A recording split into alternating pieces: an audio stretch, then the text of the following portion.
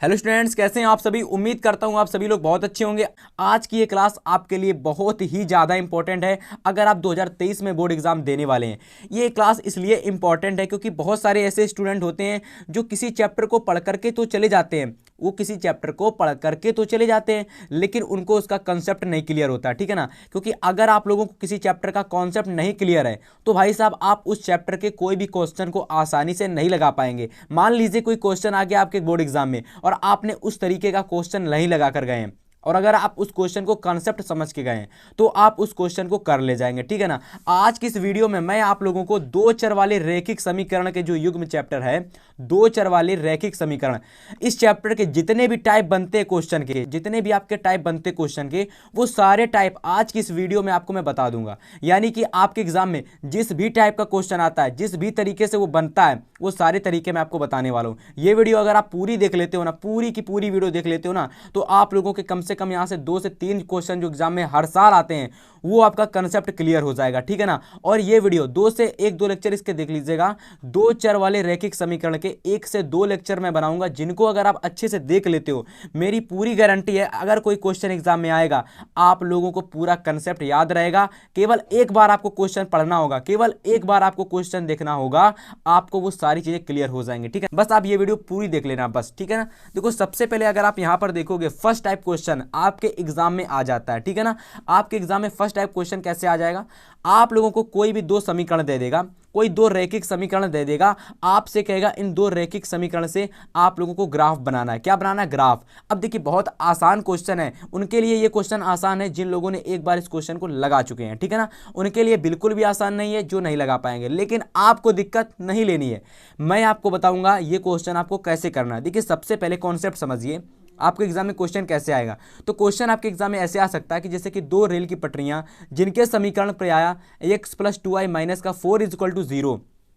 एक कोई पटरी है जिसका समीकरण ये दे रखा है और दूसरी कोई पटरी है जिसका समीकरण दे रखा है 2x + 4y - का 12 यानी कि -12 = 0 द्वारा निरूपित की गई हैं, ठीक है ना। इन दोनों ही समीकरणों द्वारा निरूपित की गई हैं।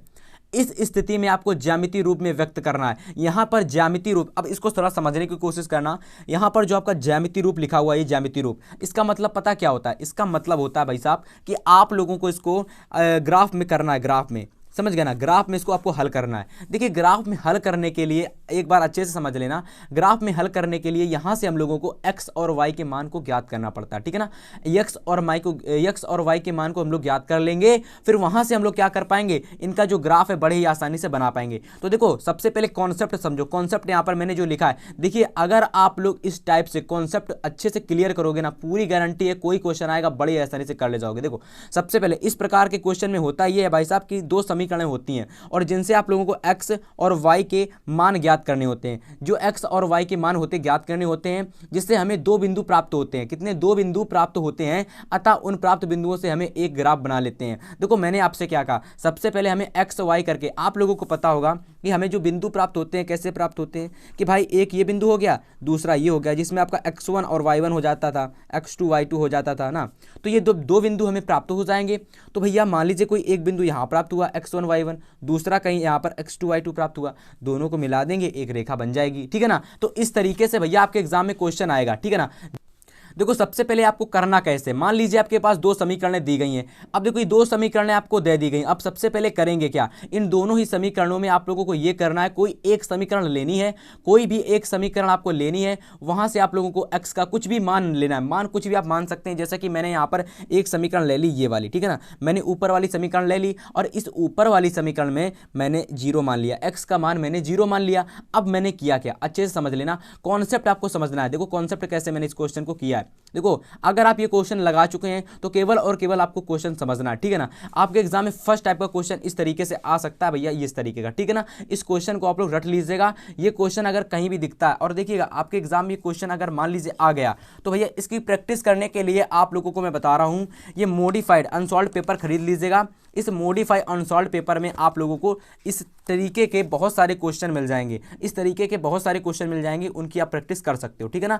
मैं इस समय आपका रिवीजन करा रहा हूं, और अगर आप लोगों को इनका कॉन्सेप्ट क्लियर करना है कि भैया क्वेश्चन कैसे होते हैं, तो आपको कुछ नहीं करना है, चैनल पर विजिट कीजिए, आपको सारे वीडियो मिल जाएंगे, ठीक है ना। समझ गए सभी लोग। इस वीडियो में हम केवल और केवल टॉपिक डिस्कस कर रहे हैं कि किस टाइप के क्वेश्चन आपके एग्जाम में पूछे जा सकते हैं, ठीक है ना। तो फर्स्ट टाइप का क्वेश्चन आपके एग्जाम में इस तरीके का आएगा, माइंड में बैठा लीजिएगा कि कोई दो समीकरणें दी जाएंगी और वो समीकरणें किसी तरीके से आपसे पूछी जा सकती है। जैसे यहां पूछ दिया गया रेल की पटरियों को कहकर, आपके एग्जाम में हो सकता है दूसरे तरीके से पूछ दी जाए। फिर उस कंडीशन में आप लोगों को दोनों ही पटरियों के मान में से क्या करना होगा, समीकरणों में से आप लोगों को एक्स वाई के मान निकाल करके ग्राफ बनाना होगा, ठीक है ना। इस तरीके का फर्स्ट क्वेश्चन आ सकता है एग्जाम में, इंपॉर्टेंट है, नोट कर लेना, ठीक है ना। अब हम लोग बात करते हैं सेकंड टाइप के क्वेश्चन की। और हाँ भाई, आपकी जानकारी के लिए मैं बता देता हूं कि अगर मान लीजिए बहुत सारे स्टूडेंट होते हैं कि बताते हैं कि सर भैया हमको नहीं समझ में आता ग्राफ कैसे बनते हैं। देखो, सबसे पहले मैंने आपसे कहा कि समीकरण नंबर 1 से, समीकरण नंबर से 1 से जो भी आप x और y के मान निकालेंगे, जो भी आप दो बिंदु निकालेंगे, देखो सबसे पहले मैंने x + 2y मैंने इसका 4 = 0 का जो दो बिंदु प्राप्त हुआ, पहला यहां प्राप्त हुआ, दूसरा यहां प्राप्त हुआ, इससे बन गई एक रेखा।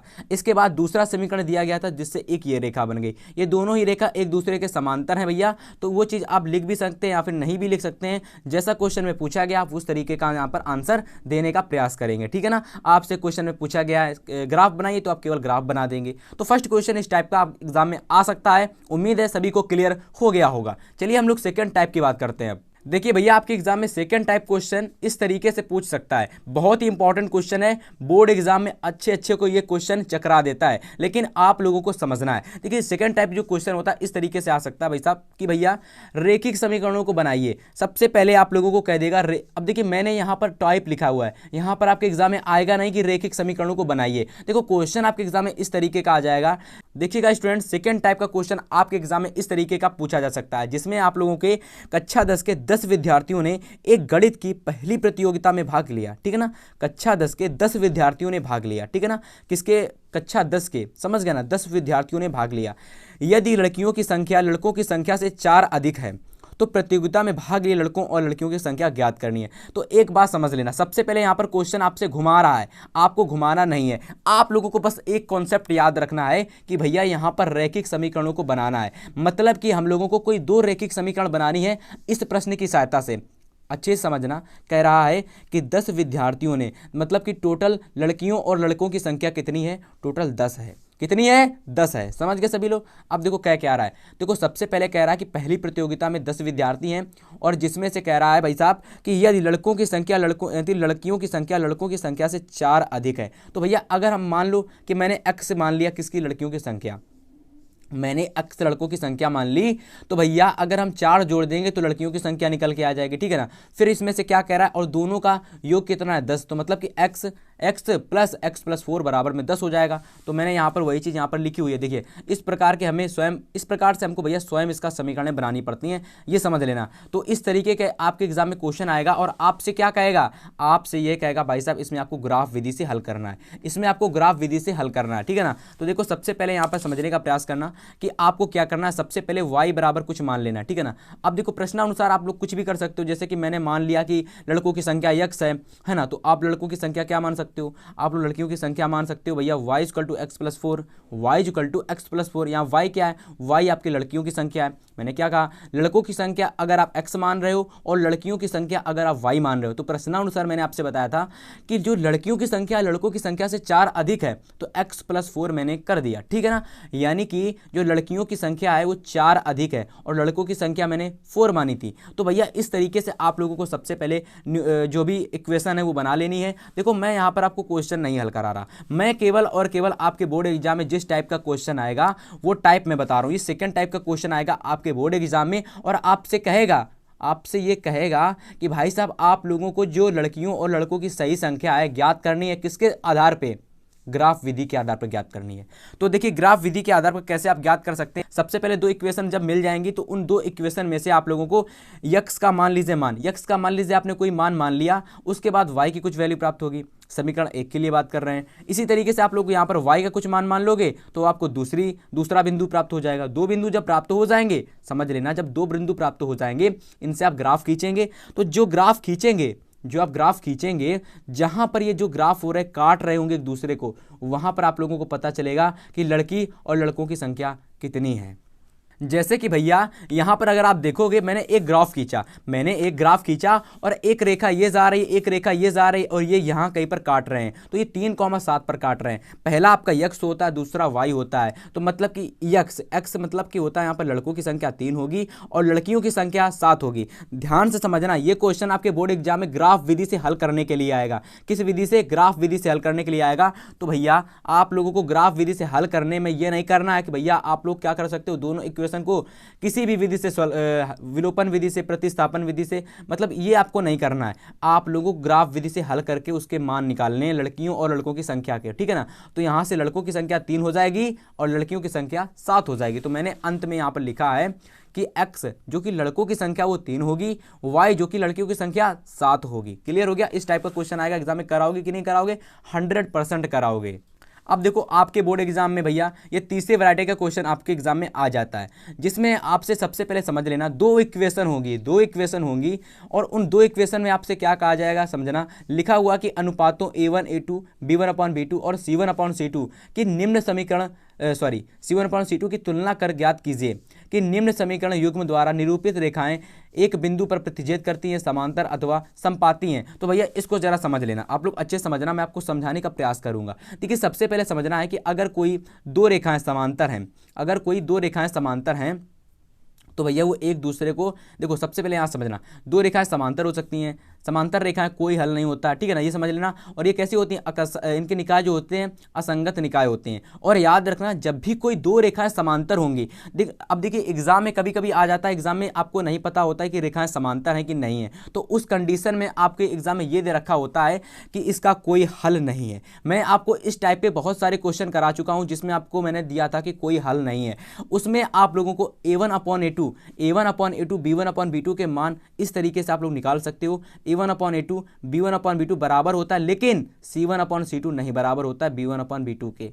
और अगर b1/b2 के नहीं बराबर है तो a1/a2 के भी बराबर नहीं होगा। तो केवल और केवल a1/a2 और b1/b2 को आप लोग हल करके यहां से आप लोग अपने जो भी एक्स वाई के मान है वो निकाल सकते हो। अगर आपको रेखाएं दी गई हैं, दो रेखाएं अगर आपको दी गई हैं, अगर कह दिया गया है कोई हल नहीं है, तो भैया इसका आप लोग फॉर्मूला यूज कर लेना। इतना आप लोगों को जो ज्ञात करना होगा आसानी से ज्ञात हो जाएगा। अगर आपसे कह दे संपाती रेखाएं या फिर कह दे अनंत हल हैं, तो आप लोगों को ये यूज करना a1/a2 b1/b2 c1/c2 का, ठीक है ना। और अगर आपसे कहीं कह दे कि दो रेखाएं एक दूसरे को प्रतिच्छेद कर रही हैं, कि भैया दो रेखाएं एक दूसरे को कहीं प्रतिच्छेद कर रही हैं, तो वहां पर आप लोगों को क्या होगा, जो a1/a2 b1/b2 के बराबर में नहीं होगा। और अगर दो रेखाएं एक दूसरे को कहीं प्रतिच्छेद कर रही हैं तो ये इक्वेशन होगी, और अगर आप ये इक्वेशन लगाओगे तो वो हल नहीं होगी। इसलिए आप लोग कह सकते हो यहाँ पर कि भैया अद्वितीय हल होंगे, यानी कि एक हल नहीं होगा, अद्वितीय हल होंगे, ठीक है ना।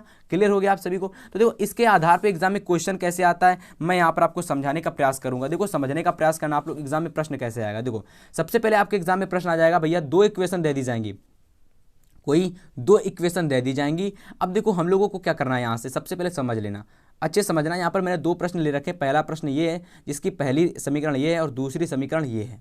क्लियर हो गया?